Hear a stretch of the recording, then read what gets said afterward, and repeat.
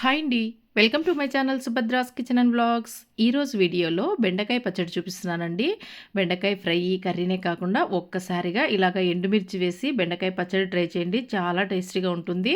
మనం రెగ్యులర్‌గా పచ్చిమిర్చితో చేసుకుంటాం కదా! ఒక్కసారి ఇలాగ ఎండుమిర్చితో ట్రై చేయండి. వేడి వేడి అన్నంలో ఈ పచ్చడి వేసుకొని వేరే కర్రీ లేకుండా ఈ పచ్చడితోనే తినేస్తాం. అంత టేస్టీగా ఉంటుంది. చూస్తుంటే నోట్లో నీళ్లూరుతున్నాయి కదా! పదండి రెసిపీలోకెళ్దాం. రెసిపీలోకెళ్ళే ముందు మీరు కన్నా నా ఛానల్ ఫస్ట్ టైం చూస్తున్నట్లయితే ప్లీజ్ ఛానల్ సబ్స్క్రైబ్ చేసుకోండి.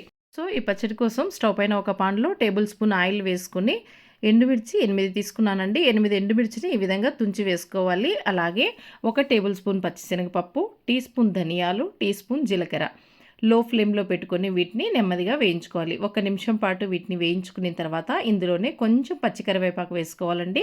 పచ్చి కరివేపాకు వేసుకున్న తర్వాత ఈ కరివేపాకు డ్రై అయ్యేంత వరకు సిమ్‌లో పెట్టుకొని అన్నిటిని కూడా బాగా వేయించుకోవాలి.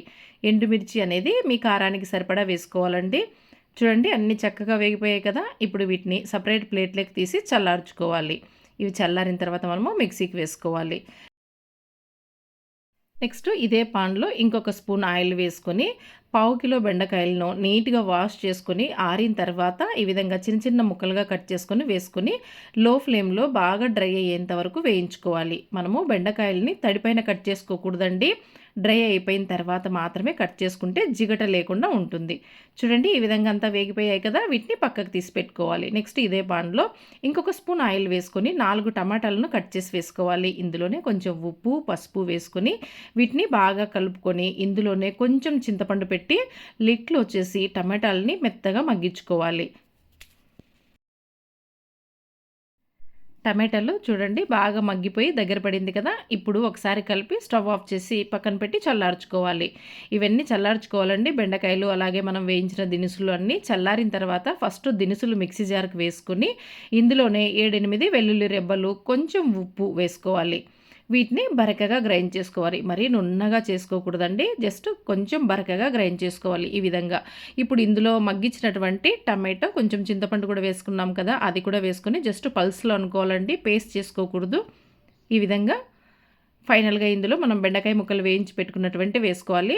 బెండకాయ ముక్కలు చివరగా వేసుకోవాలండి. బెండకాయ ముక్కలు వేసిన తర్వాత ఒక్క పల్స్ మాత్రమే తిప్పాలి. ఎక్కువ తిప్పకూడదు మిక్సీని. చూడండి ఈ విధంగా మనకు అక్కడక్కడ బెండకాయలు కనిపిస్తూ ఉండాలండి. అంతే ఇలాగ బరకగా గ్రైండ్ చేసుకుంటేనే మనకు చట్నీ అనేది సూపర్‌గా ఉంటుందండి. ఇప్పుడు దీనికి మనము తిరగమాత ప్రిపేర్ తిరగమాత కోసం స్టవ్ పైన పాన్‌లో కొంచెం నూనె పోసుకొని తిరగమాత దినుసులన్నీ వేసేసి కొంచెం కరివేపాకు కూడా వేసి ఇవన్నీ మగ్గిన తర్వాత మనము ముందుగా పచ్చడి మిక్సీ పట్టుకున్నాం కదా! ఆ పచ్చడి అంతా ఇందులో వేసుకోవాలండి. పచ్చడి వేసి 1 నిమిషం పాటు దీన్ని కలుపుకొని స్టవ్ ఆఫ్ చేసుకోవాలి. అంతే ఎంతో టేస్టీగా ఉండే బెండకాయ పచ్చడి రెడీ అయిపోయిందండి. దీన్ని మనము సర్వింగ్ బౌల్‌లోకి తీసుకొని వేడి వేడి అన్నంతో సర్వ్ చేసుకోవడమే. డెఫినెట్‌గా మీరు కూడా ట్రై చేయండి. ఈ వీడియోను మీ ఫ్రెండ్స్ అండ్ ఫ్యామిలీ మెంబర్స్‌కి షేర్ చేయండి. అలాగే వీడియో నచ్చినట్లయితే యూజ్‌ఫుల్ అనిపిస్తే ప్లీజ్ ఛానల్ సబ్స్క్రైబ్ చేసుకోండి. Thanks for watching.